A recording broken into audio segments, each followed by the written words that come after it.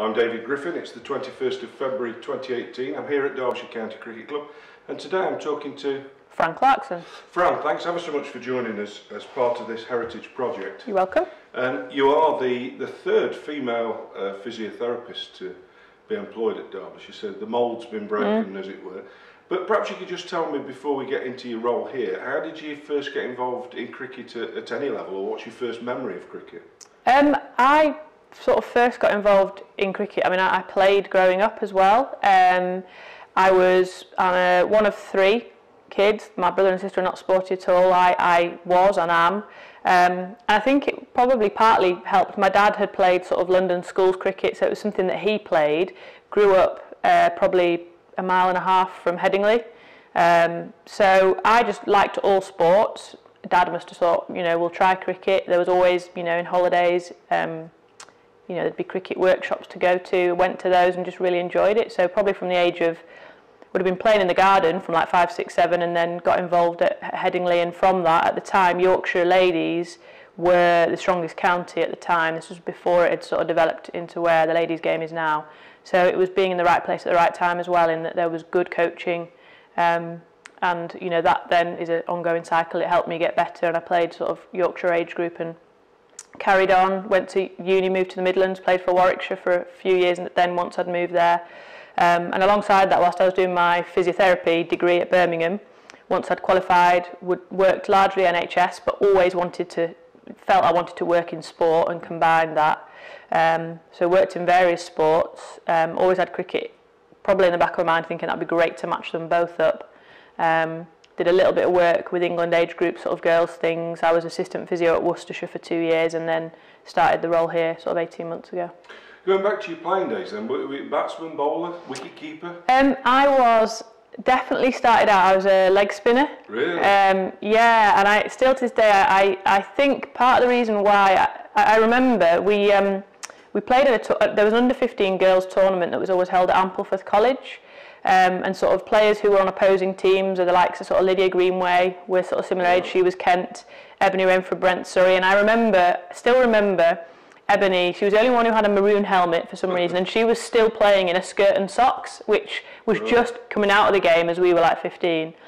And yeah, I bowled leg spin, would probably bat a little bit down the order. Had a certain Catherine Brunt who I captained. She was the year below me, yeah, but she was still, you could tell she was quicker than others at that age even. And then I had a bit of a growth spurt through my mid to late teens, and I think coaches said I sort of fell away, and you know, I'd bowl top spinners and that kind of thing. So thankfully my batting picked up, and I was more of a batter after that, really. Who inspired you to bowl leg spin? I don't know. I think back to this, and I wonder whether part of it was seeing, you know, Shane Warne on TV. Possibly, and just because I'm trying to think, I probably should know this. Like, what year was that? The whatever the ball, well, the ball of the century was 97. Yeah, you see, so I'd have been about 13. Right. So obviously he was just coming into starting his long, you know, spell of bowling. So I think there was an element of that. Actually, as well, Catherine Lang at Yorkshire she was a leg spinner for England as well, and so would have some interaction with her when we trained, but not really. Yeah, I don't really know where it come from. I remember my granddad bowling in the back garden. I know it would come out the back of his hand sometimes. So I don't know whether it came from that a little bit. Because of course you're playing as you talked about there was a woman cricketer who was still playing in shorts, in skirts, and long socks and whatever, which is the abiding memory of those women cricketers. What was it like playing women's cricket at that time? Because I mean, now there is a great acceptance that you know, England are the world champions again. We've just had the World Cup in England last year, but was it a challenge to play women's cricket then, or was it, or not? I think certainly when I was playing the women's and girls cricket, I never really felt it was a challenge. And also at Yorkshire, like we had, so the people who would come and coach us on the women's pathway were sort of Ralph Middlebrook, Peter Kippax, you know. So they certainly, Steve Oldham, they certainly didn't choose to say that, you know, we'd put any other, like we were being coached by the cricket board coaches, so never felt like we were the, you know, second cousins and not being looked after well. They really looked after us well. I think when I got to under 15 level, I remember I played for a local boys team, sort of Meanwood, Highbury Cricket in Meanwood. And I just remember, I think it must have just been a personal thing, that I was a bit too nervous to carry on and play under 17s because I was just a bit fearful of the fact the lads were getting a bit bigger and stronger quicker. But again, fortunate that growing up in Leeds and in Yorkshire, there was already a women's club in the area.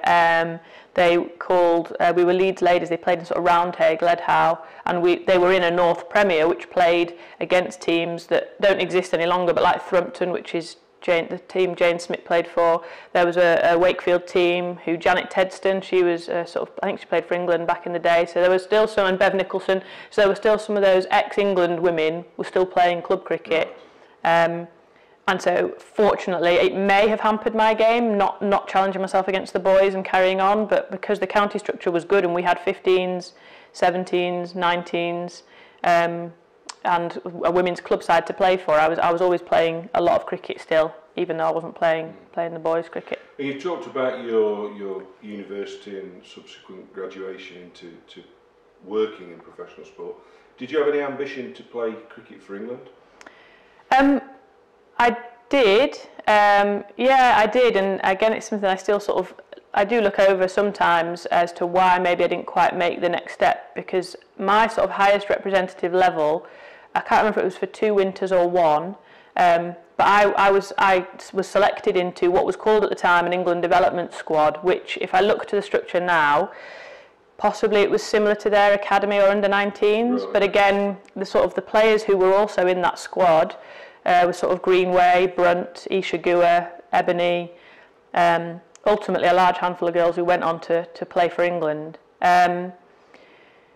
And I think, I do recall again, maybe it's echoing back to the boys' cricket, there was an opportunity, we were going to go on tour to New South Wales as a squad. And I remember them asking if any of us had reasons why we weren't able to be selected for those periods of time. So this would have been when I was in year 12, so probably 16, 17, and they'd just brought in sort of AS levels and exams in January, which we'd never had before. And I was obviously also at this point starting to think about physio, really wanted to get into Birmingham, needed good grades. And I can't remember how much parental influence there might have been as well to think exams are important, uni's important, but I basically on one of the camps said to them I was going to take myself out of selection because I didn't want to. Yep. And I'm not quite sure how much of that also was a bit of self-protection of not having to face not being selected. I would probably admit and say ability-wise was probably a little bit on the fringe of that squad of players who went on. I did represent an England development side once against New South Wales and got 2 wickets with my leg spin, so that's probably and I've got my England line, the shirt we had at the time, so I have got that at home. I think I had ambition. I don't know if I had perhaps the confidence and the application to single-mindedly think this is what I want to go after. And I also, I was passionate about. I really enjoyed biology. Physio looked like a great career option. And who knows, maybe if I'd had the foresight at the time to see where the game is now and see where the likes of my peers at the time are, maybe I might have put more into it, knowing that it also could be something, a career that I could at least put some time into. But I don't regret decisions, because I really enjoyed cricket, enjoyed continuing playing at, yes, a bit of a lower level, but always sort of county for a long time. And now to see the opportunities that I've had through physio and what I'm doing now, definitely don't regret those decisions. You mentioned right at the start that you wanted, your ideal world was one where you were involved doing your physiotherapy within sport. But that in itself is a huge ambition, because of course physiotherapy in professional sport is still limited. There are only 92 football league clubs, or only 18 counties. So how did you get what led to your employment at Worcestershire? So by this stage, and it is funny how sometimes decisions you make. So having concentrated a lot on wanting to be at Birmingham Uni, I knew as well that although that would be good for my physio, it wouldn't be so good for my cricket, because this was when the University Centre of Excellences were just coming in. Yep. And my insurance choice was actually Bradford, because they had Leeds Bradford UCCE, and although I didn't want to stay too close to home, the bonus of being there would have been I might have been able to carry on with higher level coach. I think it was Kevin Sharp at the time who was running it actually. In the end, went to Birmingham, which was better for my physio, but the coach who did coach us cricket at uni, he was a local coach, Warwickshire, on the Warwickshire Cricket Board, and he ended up taking the head coach role for the England visually impaired cricket side. And then through us knowing each other and me staying in Birmingham with work, it was certainly voluntary to start with, and it wasn't as supported as by the ECB as it is now, disability cricket. But that opened a door to get experience at an international level in disability sport, to get into cricket, physiotherapy, and just start to experience what the extra requirement needed of you as a physio when you're working with a team and you're touring and you're going away. Again, through that and through sort of being in and around Warwickshire, England women trained at Edgbaston at one point, and the coach at the time was Paul Shaw, who I'd come across at Yorkshire. He introduced me to the then physio, Rachel Evans, and she sort of was very open to be like, oh, if you want to come and shadow me at any point at Loughborough. So again, I got opportunities through that. I really enjoyed that. And were you doing any other work at that? Yeah, I was full time in the NHS. So I worked for 3 years in Walsall in the West Mids, and then another opportunity came up basically to do a sports physio masters at Sheffield Hallam, which meant it was sort of supported and funded a bit, but it meant leaving work full time and not having work to go to. But it just felt right that this is another step that if I can sort of gain this qualification, it really will help me to push the doors further into working in sport full time, what I want to do in the right avenue. Did that degree. There wasn't really anything in sport full time that was open really when I finished that, so I went back into full time NHS. This was South Warwickshire then, but then the Worcester job came up, and it was only ever it's part-time really. Second 11 physios, assistant physios are only really needed April to September. That may change as counties develop, and it's probably different county to county.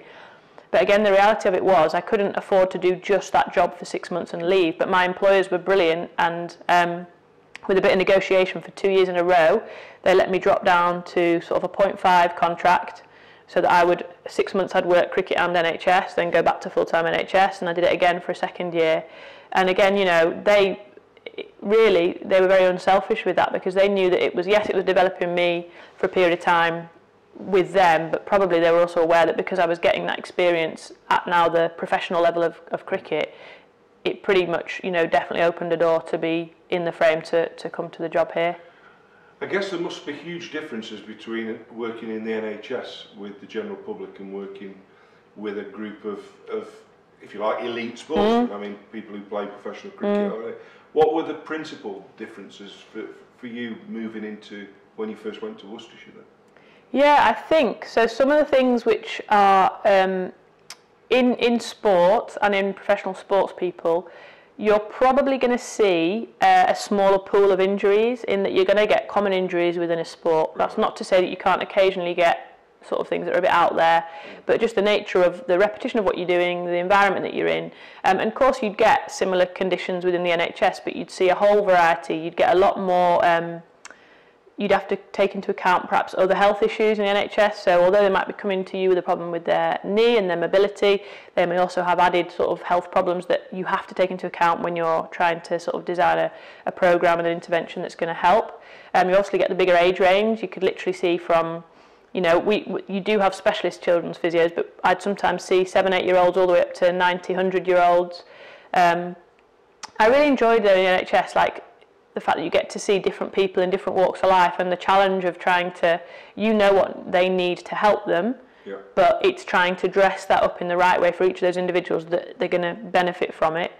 And I think, that was always it was a challenge, but it was also quite good that you were having to really relate to different people.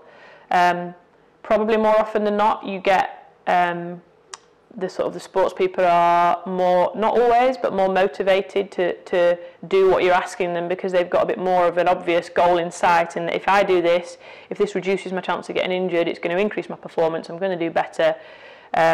It's not always the case. They're not always the most motivated, and sometimes they don't want to do what I ask. So that is often the classic answer. Someone says they're more motivated. Some are, some aren't. So a lovely place to work at, of course, Worcester. The beautiful ground, lovely city. So who were you working with? Which players that Worcestershire on the staff then were you working with? So at the time, so my first season, well, for both seasons, Kevin Sharp was the head coach, because he was the batting coach and the second team coach. And actually the first season I was there, a couple of players who are now much more commonly in the first team, Ross Whiteley, who's obviously here, and Brett D'Oliveira were both in that first season. They were quite often in the second 11 because the club had other players who were batting ahead of them. Those players were then released or injured at the end of and then they were then in the first. So certainly those two. Joe Clark, who's currently with the England Lions, he was in and around the twos. Yeah, Tom Fell, Josh Tongue, who's now bowling very well. George Scrimshaw. I think those are the ones who come off the. Ed Barnard, so there's quite a number. They've all gone on to play. Yeah, definitely. Yeah, and I think that was something that was always really impressive. And I think people do comment about Worcestershire is, their current sort of situation that they're in. They're managing to bring through quite a lot of local and certainly homegrown and English, British players. And did you have an eye at that time on the top job anywhere, or were you content working as this half a year at the NHS, half a year in cricket? I think I was content, but I did also know that just because I had a conversation with my employers in the NHS, as I was coming to the middle end of my second season with them, my NHS employers were saying, we can't really do this again next summer. So, and that they told me that quite early on in that summer of 2016. So I was thinking, okay, this is going to come to an end, and I was starting to think about, well, what am I going to do? I would always keep an eye on the website that you get most of the jobs that are going to come up in sport is sort of UK Sport, and I'd quite regularly flick through that and just see what was coming up in all sports really. Although I definitely loved cricket and had really enjoyed the 2 years. I suppose I know that a lot of physios on the county circuit stay at the clubs for quite a while because they enjoy it and they.